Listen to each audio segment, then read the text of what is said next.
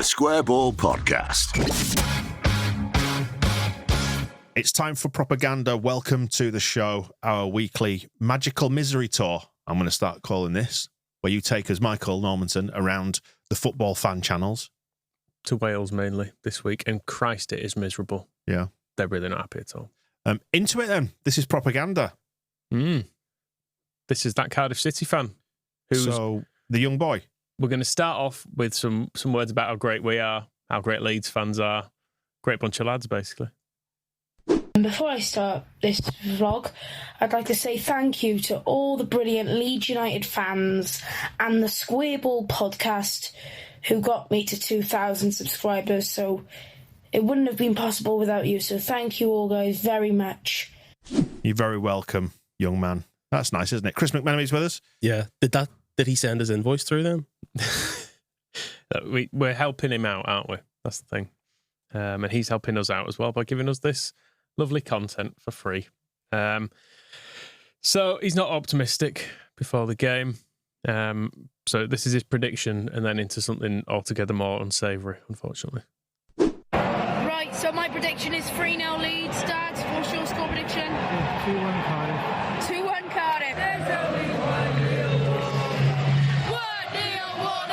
There's only 1-0. There's only 1-0. Thankfully. Sickening. That was a shame he was doing so well. He was. Everyone unsubscribed, no doubt. He's got 2,400 subscribers now. It's pretty good, isn't it? If and when he does overtake us, we will have to, unfortunately, take him down. Yeah, we will. We will undoubtedly. Yeah. I'm building a dossier, which will obviously be released upon at the point at which he overtakes us. Right. But, he's doing his Leeds video's done well actually. The video before got 73 views. The Leeds one 5,500. So he just needs to do more Leeds content. Yeah, that's really it. I suppose Neil Warnock's songs kind of Leeds content. He'll be singing that in 6 weeks' time whenever Warnock takes him to a gritty 1-1 draw with some other crap championship team. it's all very bleak, isn't it? Right, what's next, Michael? Well, from one song to another, under any normal circumstances, this song would be completely not allowable at this time of year. Are we going to allow this?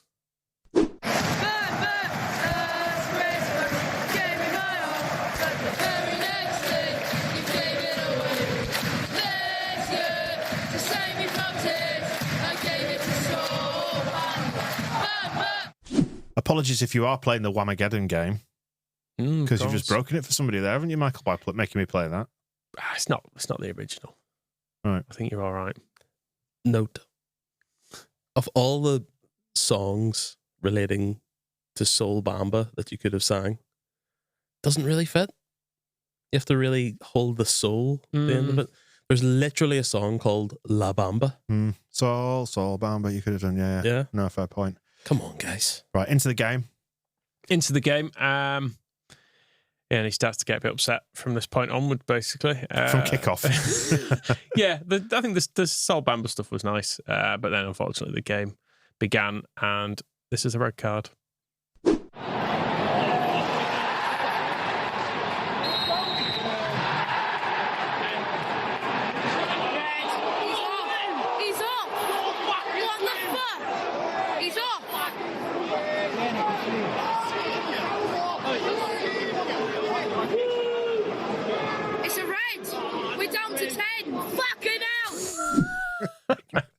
I know kids swear. I swore as a kid, but even still hearing it, it's funny, isn't it? It's great. It's the way. So he's obviously absorbed that it's a red before then. And you go, it's a red. Fucking hell! It's great. Because, well, a red card does effectively, you know it's going to ruin your day. Even more so than it was likely to be ruined at the start anyway, on the balance of probabilities. But to have that happen 24 minutes in, you know it's going to be a long, boring afternoon. Yeah. It was boring for everyone. On the plus side for Cardiff fans, we didn't enjoy it either too much. I don't know how much it actually changed how they were going to approach the game. No. They went from putting 11 men behind the ball to putting 10 men behind the ball instead. So it's not a massive difference, is it? Not an awful lot of change, no. Should we 1-0? Let's do that.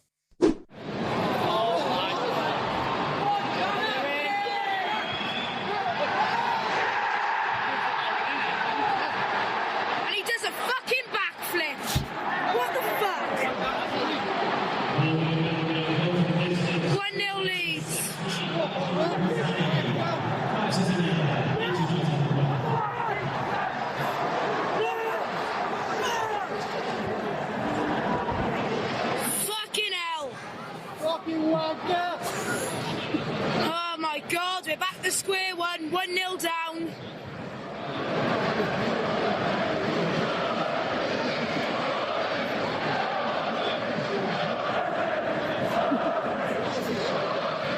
Right then, 1-0 Leeds, and the guy who scored does a fucking backflip, like what? He thinks he's Will Volks, but there we are, 1-0. Heads have dropped now, and I think we're going to lose like 3 or 4 now, so brilliant Cardiff City, made my fucking day. I'm sure that's exactly who Laji Ramazani had in his mind. Will Volks, very, very, very popular worldwide, I would say.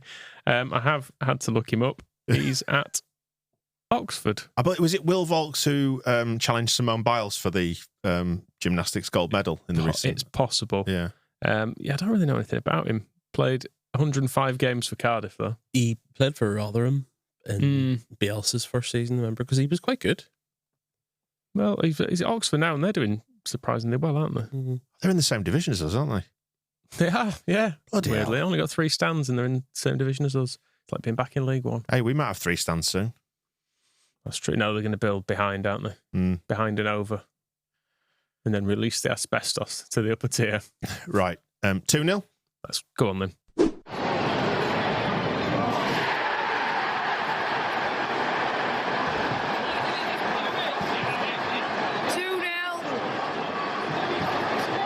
Leeds fans go wild.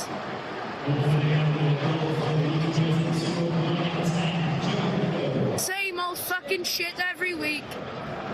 And today is no different.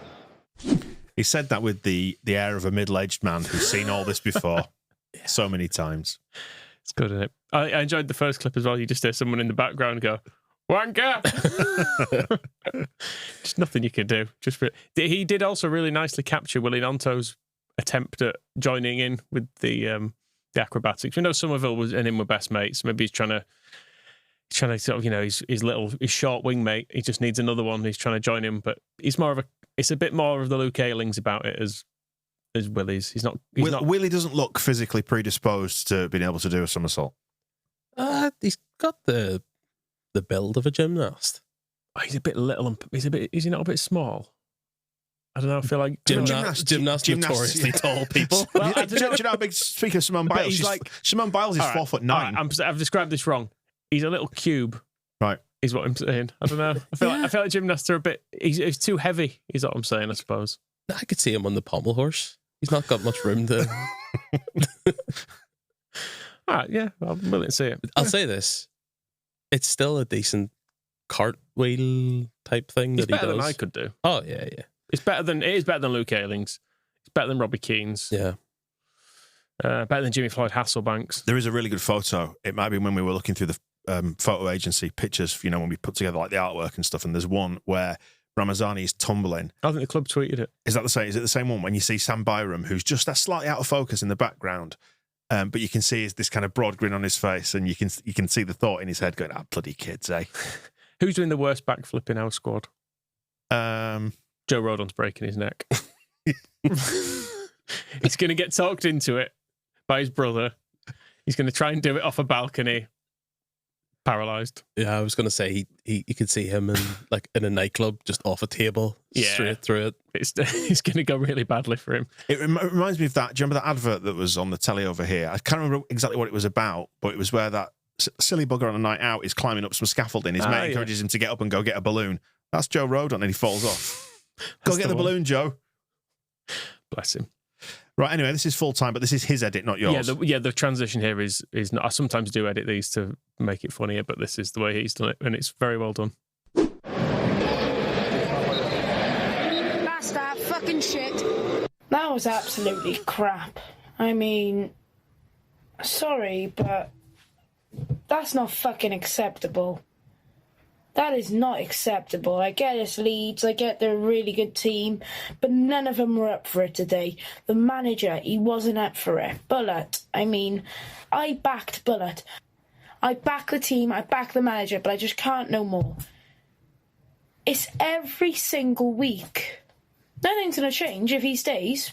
Oh, the hopelessness. You can see it seeping in. No, he's gone. He had to go. He got bulleted. Sometimes you can have a bit of sympathy for managers getting sacked. They're not after that. I don't really care. I feel like any one of us could have done the same thing as Bullock did that day. Yeah.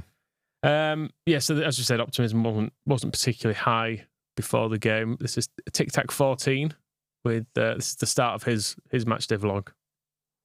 Hey guys, welcome back to the channel. Welcome back to another matchday vlog. Today is Cardiff versus Leeds. Cardiff are obviously going to lose 1 point in 5 games. It's depressing. We are bottom of the table, so probably mostly Leeds fans watching the video today because Cardiff fans are sick of losing. Yeah, I know this is not the ideal setup for an intro. Unfortunately, I was meant to leave 5 minutes ago, so this is all you've really got. Anyway, let's get straight into watching Cardiff lose. I like how he does that in that kind of really bright and breezy, hi guys, that YouTube kind of thing, shtick. And then I get a feeling it's not going to be as good going forward. Not as good, but not as happy. Well, it's just as expected. We've been there, haven't we? You know what it's like when you turn up with no expectations. And lose they do. He's next to the Leeds fans as well, which always makes these things a little bit worse, doesn't it? But comes down to half time, and he thinks we're boring as well, which is quite interesting. Not like that first half was boring to watch. Red card for Cardiff. I mean, then they decided doing passing and moving, and it's just boring. You know, it is what it is. 1-0 to Leeds. Fair play. Decent goal. 1-on-1 with the keeper. Good finish. Can't take anything away from her. Leeds been playing much better than us. Typical though, because Cardiff are awful. Yeah, I will not be paying for a season ticket next season if it stays like this, and you guys will have to watch someone else because this is shocking. Did you do that like, in Premier League footballers? Put their hands over their mouths and start talking, like so that our cameras don't catch them? Rival vloggers might be seeing what he was saying and copying, so yeah, he's kept it secret. I can see why he thinks it's boring, because he's used to exciting football at Cardiff with, know, Neil Warnock, Steve Morrison, Neil Harris. Yeah, this is true. Yeah. It's a bit more up and at 'em, I suppose, is that style. I mean, the style they have now is nothing, is it, I suppose? It's just accept a defeat. Turning up.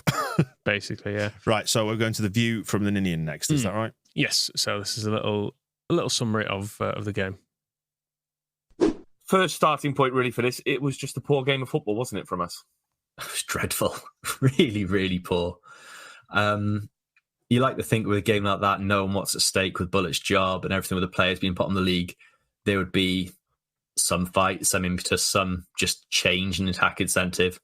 The formation changed, but nothing else changed. It was bleak. I mean, that's fair enough. We've all been there. Very much so. But they did correctly call the fact that we might not be entirely happy with it as well. It was a very, very bad day at the office. I think we're very lucky that Leeds almost felt sorry for us in a way, or just couldn't be asked to do more. They missed a penalty, right? Yeah, if I'm a Leeds fan, I'm probably annoyed that we haven't stuck 4 or 5 on us, because they just didn't seem like they wanted to. It wasn't they couldn't do it. They were just, well, this is done. Let's take it easy. Yeah. I mean, from their point of view, they didn't have to get that second gear, did they? No, I'd argue they got in first. They won't have an easier 3 points all season, especially away from home. They won't. It was as comfortable as you like. And yeah, the only frustration then is it wasn't more. You can't get far in first gear. The guy said that he did go on to say, I don't actually drive, so I'm not very good. I was going to say, I don't really know. First gear, the engine's screaming within a few hundred yards. Have you ever tried it? I mean, I used to have a Yaris that did that in 5th on the motorway. It used to make the exact same noise. Anything above about 60, it used to just cry at you. I mean, when you watch the way we play, he's maybe not wrong about first gear. But we didn't need to get out of first gear. You don't drive either, do you? I would say second gear. I'm settling on second. I think second's fair. Yeah. Because, yeah, like you say, it's just for getting going, isn't it, really, the first. Yeah. And we got... You can't score a goal in first. You can't do a backflip in first. That is very true. That's very true.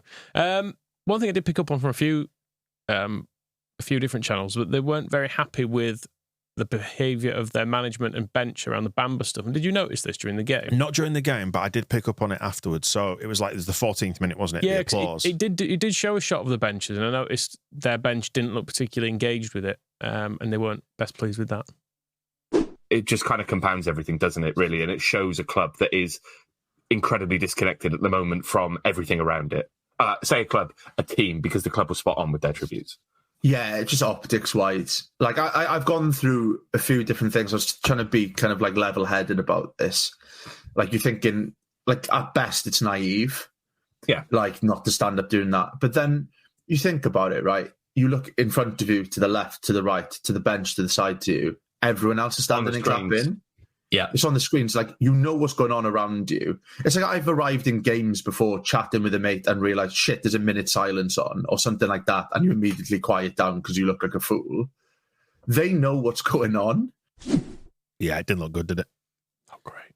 It's just, there's no point hypothesizing about why, but either way, it's either, it's disconnected from reality or it's just plain ignorant. We've been annoyed with the club in the past when it's felt like some of the Chris and Kev stuff has been a little bit bodged together at the last minute and stuff, haven't we? So stuff like this does matter. And to have, it seems like the club actually themselves have put stuff in place here, but if maybe it's not been communicated properly or... Yeah, I mean, they went on to say, didn't they, that getting the family involved and bringing the pitch side was really touching, I thought. Yeah, that was all very well done, but that wasn't. Well, he's not there anymore, so it's a fairly moot point. Who's next then, I suppose, is the question for them. Again, this feels quite familiar when you're discussing the next manager and you go, just whoever. Big Sam or whatever. Next permanent Cardiff City manager, the front runner at the moment with them is James Rowberry, 6-1. Schumacher 7s, Omar Reza 8, Brian Barry Murphy, if you had a BlackBerry BBM, 10-1. Darren Pearce, Alex Neil, Nathan Jones, Steve Morrison. The slightly rogue choices towards the bottom of their list. Joe Rolls, Nicholas Karidos, even though he has been sacked, and Ivan Bilic towards the bottom. Oh, it's a sad list, isn't it? I think it's a list where we just don't know.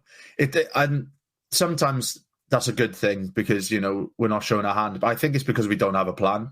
And there's there's none of them that jump off the page really and you're like, bang on. I think it feels like we'll end up getting a fairly successful assistant manager from somewhere, that sort of approach, because it falls into our kind of budget. Gonna be honest, didn't recognise a lot of those names. I didn't know any of them. I thought, go for Nathan Jones. I've heard of him. He's a bit mad. James Rowberry. Schumacher was one. Stephen, that is. Who was he last sacked by Stoke? Recently. Well, it was Plymouth last year, wasn't it? I mean, that's not very inspiring, is it? Well, James Rowberry, because I know all about him, he began his coaching career at an early age, actually. Is that what it says in his file that you've got? And at 29, he became one of the youngest people to ever gain UEFA's pro licence. What else have you got in that file? Do you want to know about his coaching career? Personal life, is that part of it? Let's see if he's got a personal life section. Mums? Oh, he's got a pacemaker fitted. So there you go. Won't last 5 minutes at Ellen Road, would he? Probably not. Not ideal for being a football manager. Having heart trouble. Yeah. Oh, he's Craig Bellamy's assistant. So he's probably going to stick with that job, isn't he? Yeah, sounds better. Right, should we move on to Cardiff City World? Is that next on the stop? I mean, do we need a break from Cardiff for a moment? No, or should we get it over and done with? Yeah. Fair enough. Again, they were quite happy with the 2-0 defeat, essentially. So one of them things today, that Leeds were first to all, 50-50 challenges. Leeds were, they were there, they wanted it. I wouldn't say Leeds were brilliant. Like I said, they should have been 4 or 5 goals up, really. They easily, if we'd come out of there today, lost 4 or 5-0, I don't think we could have argued, really, to be honest. It was a bit of a mercy killing, wasn't it, in the end? Just happy to not get the goal difference too smashed. Just pain-free. That's the gist of it. I've saved this for last for the Cardiff clips, actually, because finally someone giving Farker a bit of praise, and it's not a Leeds fan. I was sat in the row behind the Leeds bench, and so I had a beautiful view, but I could also see the 2 benches, and the difference in the 2 benches and the way they were going about their business was like night and day. It was quite scary to see, like, one was a clear top-tier professional outfit, and one looked like they didn't want to be there. But one of the things which I found most frightening, and I talked about this a bit yesterday, is in the first half, Leeds would bring the ball out from their sort of area, from the keeper, and our team, Cardiff, would actively retreat. They weren't holding their position and shit. They were retreating back, and we didn't engage them until we were about 30 yards out from our own goal. And I was trying to think if I could remember seeing a team retreat like that ever. It was embarrassing to watch, but that negativity hopefully will go. Isn't that what the kids call a low block? It was a very low block. Isn't that what every team that's come to Elland Road since we exited the Premier League has done? With the exception of maybe Southampton and Leicester. But maybe, yeah. It felt like Cardiff were very deep, though. For an away game, it did feel weird. I likened it to watching San Marino play when they set up thinking, we're obviously not going to score, but we'll try to keep the score down, is how it felt. Although San Marino have won more games than Cardiff this season. Wow, that is true. So that's a damning stat. Fold the club. Stick that one in your pipe, and so on. Are we done with Cardiff? That'll do us with Cardiff. My God. Let's go on to the Premier League. I would obviously go through all Arsenal, Man City stuff. There was an Arsenal clip which I couldn't include because it made my skin crawl too much. Right. It was a man by himself in front of a computer doing limbs. He was like falling off a chair going, oh, but by himself. It was just really, really weird, and he did it for ages. And he took his shirt off and continued rolling about his own floor. Yeah. As if he was in a stand being jumped on by people, like almost pretending that people were falling on top of him and stuff while it was going on. It was really, really weird. Is it time to unplug the internet? It was basically... I mean, it'll shut all this down, but it might be a price worth paying. Yeah, when I got to it, I was like, why is this happening? How old was he? Grown man? Yeah. Right. Not an old man by any stretch. I think if it was a child doing that, then you'd go, fair enough. It's a child messing about on the internet. Yeah, no, but this was a grown man. He's mid-20s. Right. And he was doing that. You thought about getting a job? He says sat in his podcast studio. Anyway, so I've not got him. I've got Curtis Shaw TV, who we've heard from before. This is Trossard doing his thing, and he doesn't seem to know what should be happening. He doesn't know if Trossard should stay on or stay off. Oh, Trossard, get him off. He's going to send him off. You're an absolute... Michael Oliver, you're a cheat. You're a cheat. You're a cheat, Oliver. Trossard, you are a clown. You've just cost us the game. He's just cost us the game of football. Wanted him off a second before. Yeah. Grow up. Also, keep the ball away. I mean, I was happy. Anything that upsets Mikel Arteta. He did kick the ball away. It's fine. Arsenal fans have gone full Matt Letitia on this. Right. They've seen them sharing the clips of Doku kicking the ball away in the first half, saying, "Oh well, he did this," which I think actually is fair enough. He should have been. No, but it's not, because when you actually look at the clip, the referee points to where the free kick should be taken from. Doku's got the ball at his feet, and he kicks it to where the referee is pointing to take the free kick. I take it back then. And they're sharing this as if like they've uncovered some great conspiracy. It's like, no, but the referee is saying, put it there, and he puts it there. Yeah. So it's quite different. It's quite bad that, and I'm not just saying this because I was there last week, Man City fans seem to be the most normal out of any of the top six. Which is... yeah. It's a low bar, I'll say that, but... Yeah. Let's stick with Arsenal fans then. TalkSport are outside the City of Manchester, isn't it? I realised I put Emirates on the sheet. But this... Etihad, Emirates. It depends who's sports watching this week, doesn't it? Really? Exactly. Yeah. It's all, it's all money from somewhere, isn't it? But this is a bloke outside the ground. They're winding him up at TalkSport, in fairness. They're going in and asking everyone about the referee because they know it'll make them angry. Rage baiting. Yeah. Now, this bloke seems to think that the PGMOL is just one bloke and he can have a scrap with him to sort this out. One rule for Arsenal and then one rule for everyone else. So what, is there such a lack of consistency? Well, no, look at Doku. Pardon me. At the end of the first half, booting away, got nothing. I know they're going to... What, and Trossard goes as well, yes? It's a load of old... What message have you got for PGMOL then, off the back of that? PGMOL, if you're listening, mate, I hope you all suffer and burn. Look at the state... If you're listening, mate. Just one person. Like, are we really at the stage with football where you're getting people outside the ground to give a message to a group of referees? I'm sure they listened anyway. Yeah. They won't let it happen again. Anyway, let's have a bit more exceptionalism here. This is a man who thinks Arsenal are basically the only person to have ever had anyone sent off.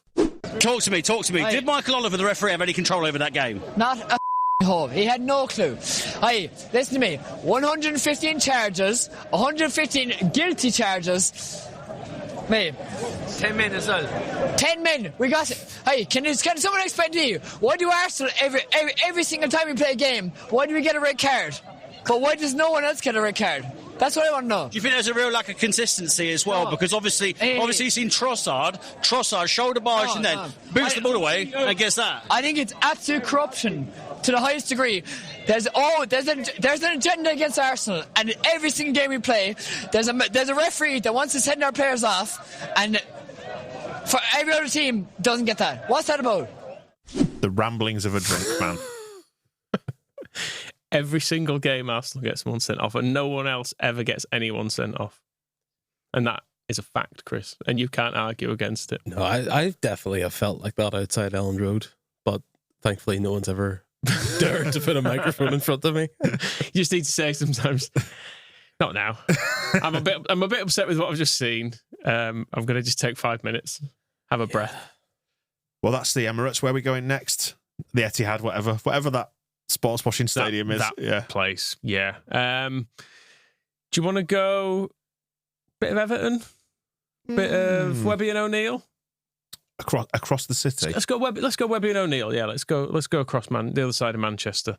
They started doing watch-alongs. This is not Webby and O'Neill. This is O'Neill. Are we getting the tram across? This is can do, yeah. O'Neill and Son. This is who are doing the watch-alongs. We had them on the other week where the mics keep breaking up when they shout. That's still an issue, but it's still funny to just hear him being upset. And this is some upset at Bruno Fernandes.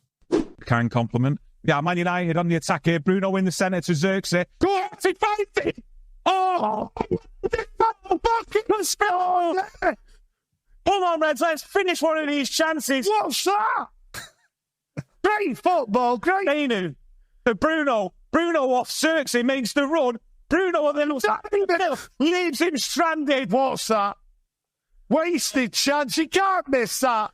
You cannot miss the fucking target like that, Bruno. Got the ball back there. That's it. Head up, Bruno. Bruno. Fuck off. Fuck off. Bruno in. I fucking see. What's Bruno doing? What's Bruno doing with his passes? It's funny for the cutting in and out, actually, isn't it? Yeah. I'm not sure about that new Happy Mondays track. I mean, we do share some common ground on Bruno Fernandes, and it turns out. Yeah, it turns out we do. Yeah. People were telling him for years. They just wouldn't listen, would they? It's amazing how the Manchester accent sounds when you have a name like Joshua Xerxes. Because it sounds like a nickname. It sounds like he's got a full long surname and they just call him Xerxes. You can get like a compressor and limiter for 150 quid. Yeah, I'll just sit a bit back from the mics. That's the other thing I would do for him. But anyway, I think I didn't watch it because why would you? Scoring against Palace, I'm not bothered. They did seem to be on top for the majority of it, but then Crystal Palace have a late chance, and this actually almost brings them to tears. Did fantastic save, Anana. Oh, he's got space in the middle. How wide? Oh, he's just skinned two of him. He fuck off. Fuck off. Dad, how's he not scored it? How have he not scored that? Tell you what. Oh, my God. Wow. My arse is on the floor, Reds. I'm not going to lie. This is what happens now. Squeaky bum time, last 20 minutes of the game. We've had chance after chance, not put it away. And the danger that they've got in the front three, Crystal Palace. That's a lot, son. Oh, God. You need it, son. Get some water. Really just sounds to be on the verge of tears. It was a very good save, by the way. I don't know what it was. It was an outstanding save. If it's the save that where he clawed it out of the air, it was fantastic. Onana is actually a good goalkeeper. He's a bit chaotic, I know, but I think he's actually quite a good goalkeeper. And Man United fans, he is though. He's a scum bastard, though. Yeah, but they've done that with they did it with David De Gea for the first few years too. Mm. Where are we going now, Michael? Let's go to Div Dogs. We heard from him a while ago, the Everton fan. I went for some misery, so I watched his whole video. They drew at Leicester. Fine, they can both go down, whatever. The Leicester man seems to have gone, by the way. The main Leicester Till I Die wanking man. Yeah. Not been in any of their stuff for a while. Where's he gone, Michael? Has he gone away somewhere for a period of time? You think maybe? Maybe a holiday? Maybe. Or maybe not. Maybe he's gone somewhere else. Wandsworth. It's good for holidays. Wandsworth. Strange ways, all sorts of places you can go for a little trip. Anyway, so there wasn't as much misery as I was hoping for, to be honest. But what I did pick up on was that Div Dogs was sat next to a woman making what could only be described as dreadful scouse noise throughout the game. So I've just chopped all this together. It's not a very long clip, but you get a real sense of what people around her were dealing with.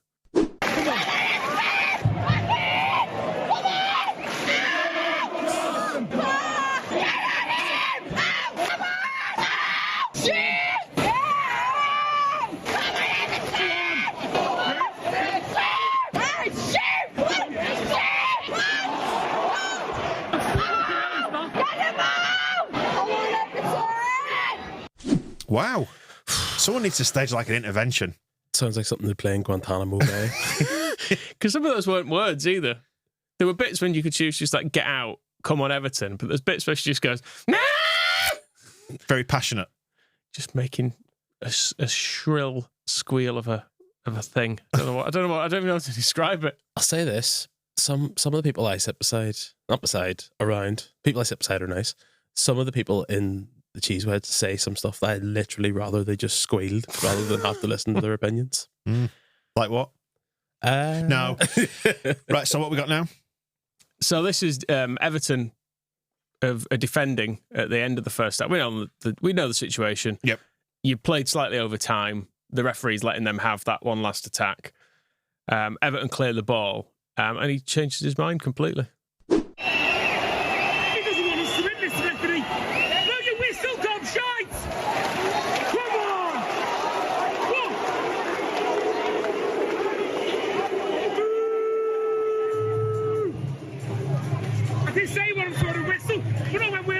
Breaking mob shine. Basically, they clear it and look like they've got like a 3-on-2. Shouldn't blow the whistle at that point. The whistle definitely needed blowing 5 seconds before, but not then. Right, definitely not then. Final stop on the magical misery tour. Indeed. The misery is for Arsenal really on this because it's Man City scoring that late equaliser. Did you two watch this game? Yes, you did. I tried not to. I saw some of it. Is it too mainstream for you? Yeah, I was watching the... Were you watching Serie B? No, C, actually. Oh. No. Don't know what I was doing, but I saw somebody like, wow, what a goal from Calafiori, so obviously stuck that on. But it was just too miserable. I did quite enjoy the injury time goal going in just because how Arteta's just a bit of a bell, isn't he? The whole game, I must admit, it was entertaining in a way, but it actually... I don't want to say I had sympathy for the referee because I don't like to generally.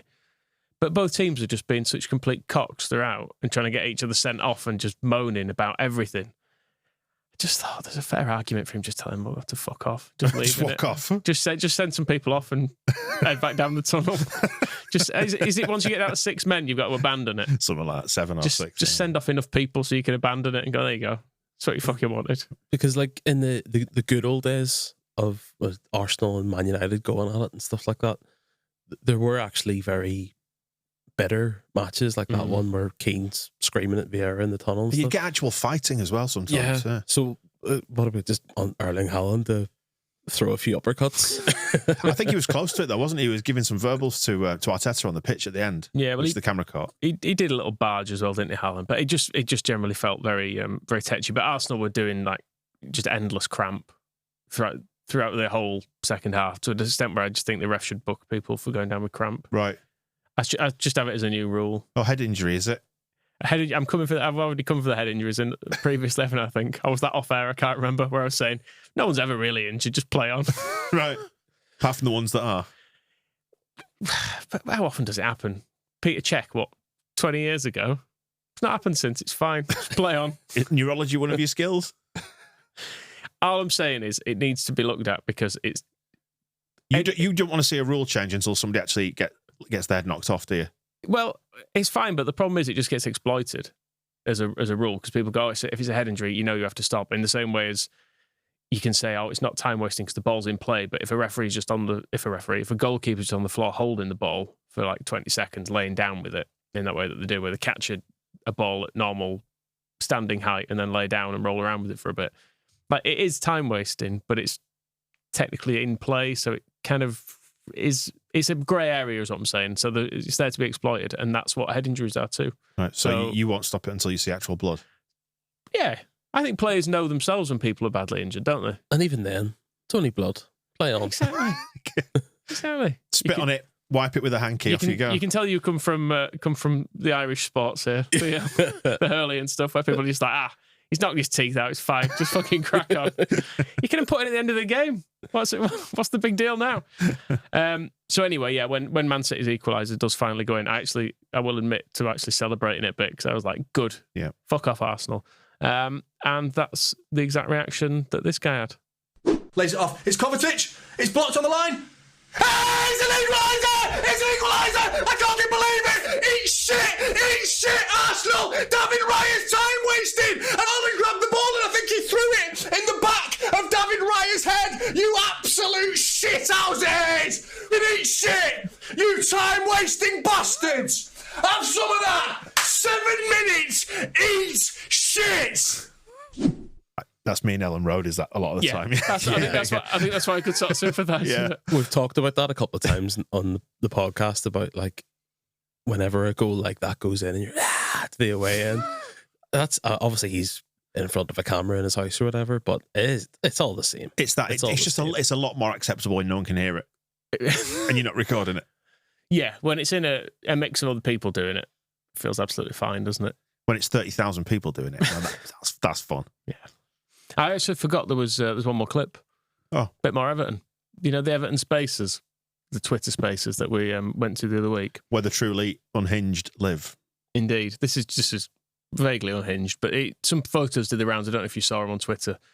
They'd obviously put the seats in the right sort of spots in the new stand, but they haven't. The new Everton ground. The dock one that they're still somehow paying for.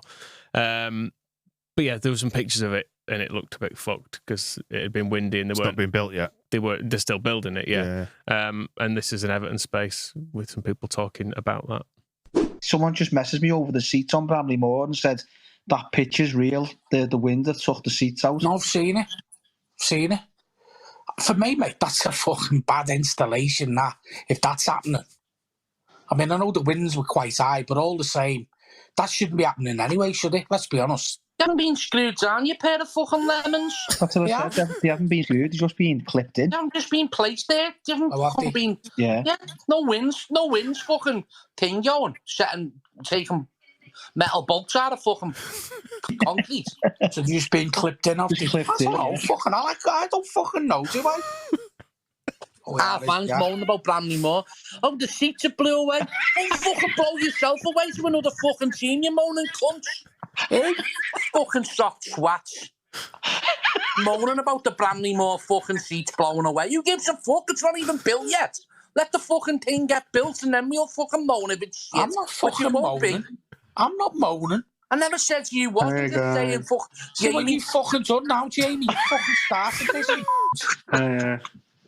There he is.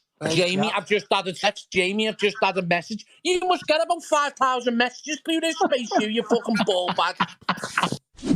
Outstanding. There's a lot of scouse noise there. Just enjoyed that a lot. This is what happens, though. You go onto a Twitter space, you don't know who's going to be on it. Yeah, you've got to appreciate the directness there. Like, there's no worrying about anyone's feelings. Fair play to them. Like waking up, seeing the kids' trampoline in next door's garden. It's not fucking bolted down. Just like the idea, it looks like a bad job, that, doesn't it? They're all just literally blown away. I'm really looking forward to Everton's takeover with Friedkin, the guy who owns Roma. He's made some mistakes there. He's had a pretty bad week. They sacked their manager Daniele De Rossi last week, and it ended with the CEO, who is obviously a Friedkin employee. She had to get a police escort around the city and then resigned last weekend. All of the players got booed onto the pitch, booed off the pitch, despite winning 3-0. So once he takes over at Everton... That won't fly in Liverpool either. You don't speak to the police. Rule number 1. On which note, we'll see you for propaganda next week. More of that. Some other stuff before as well. Yeah, very much so. And a little bit of shameless promotion of the blog. Oh yes, today what are we whoring off? It's a big one. It's the big day today. It's Peter Sweeney's 40th birthday. I knew that. Yeah. So Rob had done a blog a couple of years ago about Peter Sweeney and his time at Leeds, and something to do with drinking cans on the way to training. Cans of Foster's, that is. So read that. And then free from issue 2 is Radrizzani's departure from Sampdoria and the story about that. Find it all at thesquareball.net. We'll catch you next time. The Square Ball Podcast.